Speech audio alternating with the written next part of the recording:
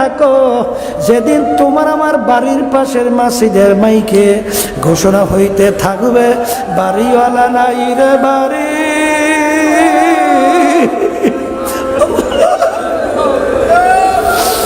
নাই রে দুনিয়াতে। কোন দুনিয়ার পিছনে পড়ছো বাবা? দুনিয়া কিন্তু ফাঁকি, আরামের জায়গা না কেউ কোনোদিন পায় নাই। যার যত বয়স হয়েছে পিছনে তাকাইয়া দেখো, সব মনে হয় যেন কালকের ঘটনা। ওদিকে আয়নার সামনে যখন চেহারার দিকে তাকাই, দেখি কাঁচা দাড়িগুলা পাইকা সাদা হয়ে গেল, দাঁতগুলা পইরা বোকরা হয়ে গেলাম, আহারে নানা নানুর নাতি হয়ে গেলাম, নানা হয়ে গেলাম, দাদা হয়ে গেলাম। কত লোক নিয়ে একসঙ্গে বাজার করলাম, কত লোক নিয়ে চায়ের টেবিলে চা খাইলাম, কত লোক নিয়ে গল্পের টেবিলে গল্প করলাম।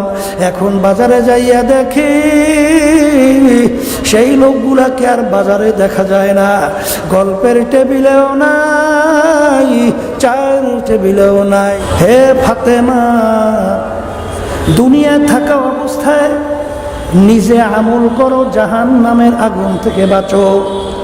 ও ফাতেমা, এরপরে অন্ধকার কবরে যাইয়া শো। ফাতেমা যদি কবরে এই পরিচয় দাও, আমি আখিরি জামানার নবীর মেয়ে। আল্লাহ রাসূল সাল্লাল্লাহু আলাইহি ওয়াসাল্লাম বলেন, ফাতেমা রে, এই পরিচয় কবরে কোনো কাজ হবে না। আল্লাহ রাসূল সাল্লাল্লাহু আলাইহি ওয়াসাল্লাম যদি তার মেয়ের ব্যাপারে কবরে কোনো নাজাতের গ্যারান্টি দিতে না পারে, এমন কোন পীর আছে, এমন কোন দল আছে, এই এমন কোন বংশ আছে, এই পারবে নাজাত করে জান্নাতে দিতে পারবে? কবরের যাত্রীরা, কবরে কিন্তু প্রশ্ন তিনটা। কয়টা?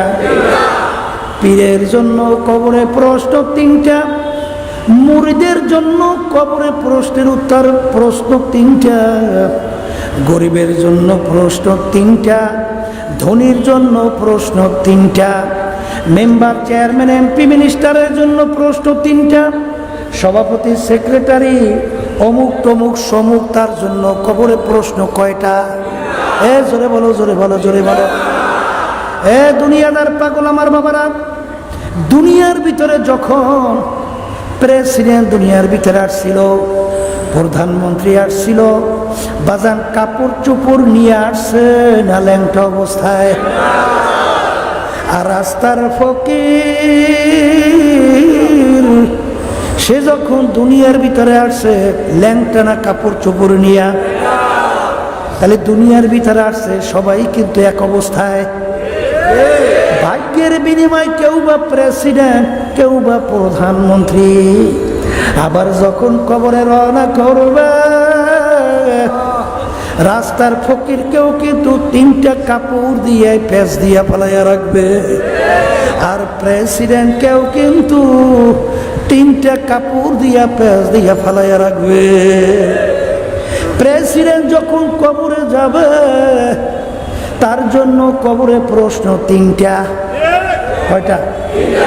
আর রাস্তার ফকির সেও যখন কবরে যাবে, তার জন্য কবরে প্রশ্ন তিনটা। তিন প্রশ্ন কি? এক নম্বর প্রশ্ন মান রব্বুকা, বলে। দ্বিতীয় নম্বর প্রশ্ন ওয়ামা দীনুকা। তিন নম্বর প্রশ্ন ওয়ামান নাবিয়ুকা। এই তিন প্রশ্নের ভিতরে কোথায় পাইছেন তুমি সর্বনায়ের মুরিদ কিনা? আসতে কর, পাইছেন? তুমি ৮৮ রাজার বাগ দেওয়ান বাগ? তুমি বড় লোক, ধনী, সুন্দর, শিক্ষিত না অশিক্ষিত, কালা না ধলা না নীলা, পাইছেন? সবার জন্য প্রশ্ন কয়টা? কি প্রশ্ন? মান রব। মান রব্বুক অর্থ কি? তোমার রব কে? এই বুঝে কইছেন না? না বুঝে? হ্যাঁ, বুঝে কইয়ে। কবরের যাত্রীরা, তোমার আমার রুহ যখন ভিতরে ছিল, আমার মালিক সমস্ত রূহকে একত্রিত কইরা আমার মালিক প্রশ্ন করছিলেন, আলাস্তু বিরব্বিকুম, হে তোমরা বলো আমি কি তোমাদের রব না? আমি কি তোমাদের রব না? আমরা সবাই একসরে উত্তর দিছিলাম ক্বালু বালা রব্বুল আলামিন, আপনি আমাদের রব। কি এখন ওই যে রুহ জগতের ভিতরে প্রশ্ন, আমি তোমাদের রব কি? এরপর কবরে আবার এই প্রশ্ন করবে কা? এই বলো তোমাদের রবকে, বুঝেন নাই? এই আল্লাহর বান্দারা, পর্দা আলে মা বোনেরা, আমার মালিক তোমাকে আমাকে দুনিয়াতে পাঠাইলেন, পাঠাইয়া তোমাকে আমাকে স্বাধীনতা দান করছেন। কি দান করছেন? এই কোরআন কারীমে আল্লাহ বলতেছেন আমহিল হুম রুয়াইদা, আমি তোমাদের